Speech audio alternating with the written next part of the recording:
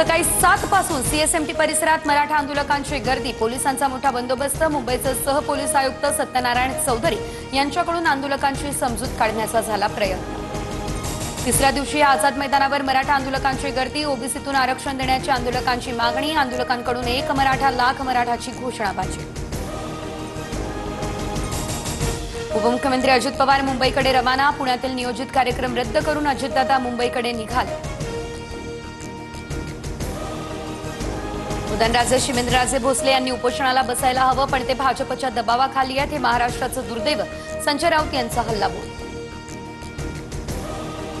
उपमुख्यमंत्री एकनाथ शिंदे दरेगावच्या दौऱ्यावर, गणेशोत्सवानिमित्त शिंदेसह कुटुंब 2 दिवस दरेगावी असणार मुक्काम। एकनाथ शिंदे दरेगावात यज्ञ करण्यासाठी जाऊन बसले, शिंदेंनी दरेगावात स्वतःला कोंडून घेतलंय, खासदार संजय राऊत यांचं वक्तव्य। नागपूरमध्ये ओबीसी महासंघाचं सलग दुसऱ्या दिवशी साखळी उपोषण, ओबीसीमधून मराठ्यांना आरक्षण देण्याच्या मागणीला विरोध।